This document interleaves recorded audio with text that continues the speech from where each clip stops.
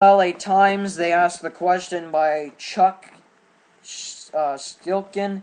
Uh, Terrell Owens is once again out of work as an NFL player. This is the Seahawks are the second team to cut Owens this year. The Allen Wranglers did that too. I looked at this poll, and 62% of the people who read the LA Times article said that T.O. is done. Now, let me put this in a perspective here. Physically, T.O. can do it physically. Mentally, he's gone. And as a football player, oh, we got a funny comment I'll read in a second. But you look at T.O., and I just wonder, and as an NFL player, you got to have two things. Emotionally, mentally, pretty much in the same category for my critique in this whole NFL player situation here. Listen to this. As an NFL player, you have to be both physically and mentally ready. If you're one or the other, you're not going to be successful in the National Football League. You just won't. We've seen it a lot of times. Jamarcus Russell, Achilles Smith, Ryan Leaf. Those names come up to mind when I say mentally not ready. Right? I mean, that's what it is here. Physically and mentally prepared. T.O. physically prepared. I still think T.O. is physically prepared. Okay? I think he has a great football body. Now, mentally, the mind up here in your head, I don't know. I don't know about T.O. there. I don't think T.O. has it. Mentally, emotionally drained. He is emotionally drained. Especially in his love life as well. I mean, you know when you hit rock bottom when you're on Dr. Phil. That's the truth right there. Fact of the matter. You know when you hit rock bottom when you're on Dr. Phil. And that's what T.O. was on. So, if that guy is having trouble emotionally and mentally, how is he going to focus on the football field? How is he going to prepare week in and week out for a tough and grueling NFL season? How? Very hard to do. And T.O. can take his talent back to indoor football. That's from one of the comments. What, like, do you think he should have a decision too? Like, you should go on national TV and say, I want to take my talents to the Allen Wranglers. No, he's not going to do that. Yeah, well, maybe, you never know. Dr. Phil is awesome. I don't know, until he becomes a real doctor. I don't know what to say about that, but let's move on from that. Let's not talk about Dr. Phil a little bit too much. I was just kidding there when I said he's hit rock bottom when you get on Dr. Phil. I don't know about that. Maybe people have recovered beautifully on Dr. Phil. I'm not particularly sure because I don't watch that show regularly, and those are just my thoughts on Dr. Phil in particular. He's not a real doctor, so that kind of infuriates me. So, you look and emotionally, physically not ready. This guy, can he, and it's obvious that people say he's a locker room cancer. He's not good in the locker room. I think the guy, overall, has had a bad personal life. And it's translated onto the football field. And people are so cruel about T.O. saying, oh, he's a sick man. You know, oh, he's such a bad man. And you know what? I think T.O. probably, I don't know about his family life, but he has bad influences around him. Terrell Owens. And I think I've stressed that on one of my other shows maybe it was the last show, where I talked about how NFL players need to really take back and really, surround them with great influences. Not get caught in the having 25 cars. Okay? Just like Herm Edwards said in that rookie meeting, I believe it was last year, where Herm Edwards said emotionally, one piece of jewelry, one car, one house, that's all you need. Seriously, that's all you need. Or have good influences around you. T.O. never had that. And I think it's limited him on the football field. Because he is a physical specimen. Or like what everyone loves to call the overused term, beast. That's what he is. That's what Terrell Owens is. Even at this age. But personally, emotionally, mentally, I don't know. And I think he knows, and I think he feels as if he can't do it on the football field just for emotional and mental standpoints. So that's what I believe, and that's what I think about this issue.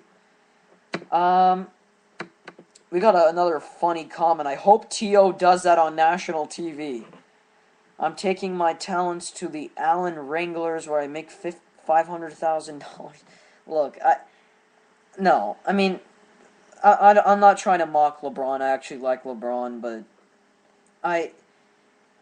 I'm just kidding. I don't think T.O. would do that. I mean, only if he gets on VH1 and he gets his own show. And look, I don't know. I don't really. T.O. He wants to become. I know he wants to broaden his brand, but there's got to be a time where focus needs to come into play, and it just hasn't. So I feel bad for the guy, and I think it is the end. And it's sad because it was a great career. Thanks for the run, T.O. As a fan of the game, as a guy who does his own show, as a particular fan, I love watching T.O. He was fun entertainment. Now, I know the old-fashioned, old-school football fans or former players don't like T.O., but the new school guys do. And I loved the way T.O. played. Hey, Cameron, how much money do you make per year? How am I going to answer that on this show? Thanks for the comment, but I'm not answering that. And quite frankly, I don't make anything on this show. So, there you go. And T.O., congratulations. I mean, I have to say, congrats. To me, I put T.O. in the Hall of Fame. As wild as that may sound to some people, I put Terrell Owens in the Hall of Fame. And you can talk about that later. We're going to talk about that later, or if you want, you can call in soon at 949-456-2911, or you can tweet me at SM_Cameron, or you can comment on the chat board. But we'll talk about that. We'll get your thoughts in later, near the end of the show. But I want to say really quickly, we have a show after this one, after the Cameron Sadeghi Show. We have a great show. Let me check here. I think it is Nick Rice will be having a show at 7 o'clock. That's 16 minutes from now. 7 o'clock. Nick Rice, NFL. He will be on National Sports On Air. Let's take a quick break, and when we come back, we're going to talk about the New England Patriots offensive line problems. And then we'll get some of your questions or comments. We're running out of time. This is our last break. Okay, now the topic of discussion on the Cameron Sadeghi Show. The New England Patriots have some brutal offensive line problems. And it's shown in the preseason. Well, the Patriots have a lot of offensive work to do. They got a new, young offensive line. I just think it's a work in progress, but I think the Patriots will get back on track with their new offensive line and Sebastian Vollmer and Nate Soldier, and look, Matt Light is gone, retirement, now works at ESPN. Logan Mankins injured, so Mankins has the ACL injury. I don't know how this Patriots offense is going to be. It doesn't seem to me like the same offense like it was last year. Now, I don't know if they're going to be... You never know. What happens if they go 13-3 again, go to the Super Bowl, and you never know, they win. Who knows? Maybe they have a dramatic change. It's the NFL. That's what the NFL is all about. Every day, something new happens. So, I don't know. Look, the Patriots have Brandon Lloyd, Rob Gronkowski, Aaron Hernandez. They still have a lot of good receivers. They're going to use Stephen Ridley, young back. I mean, they've lost Green Ellis, new offensive line.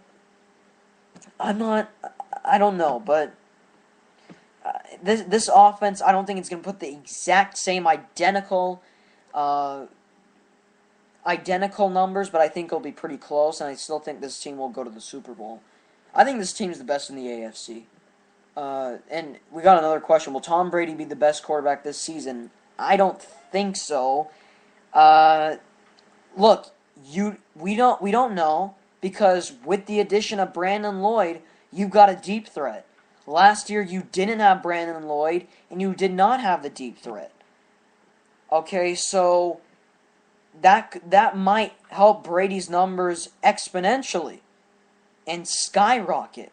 Now, will Lloyd translate and understand the offense and get caught up quickly and start contributing at a high level like he did in his Pro Bowl year? I don't know. That's up to discussion. We have to wait to see. And we got another comment. Why not? He has an arm. Yes, he is a great quarterback, but Aaron Rodgers, again, he's got a lot of talent up his sleeve. And I don't know. With these offensive line issues, I'm a little bit concerned.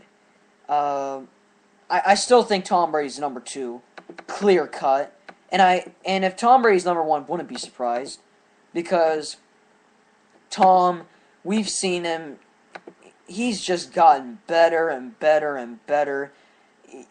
Maybe not necessarily statistically, but you could see that determination and that hunger for a championship. It's just gotten better and better and better. And you got a Brandon Lloyd now. He's got a lot of work with. So, wouldn't be surprised if Tom Brady's the best QB this upcoming season for the New England Patriots. I'm saying New England goes 13-13, gets back to the playoffs. Again, not a surprise.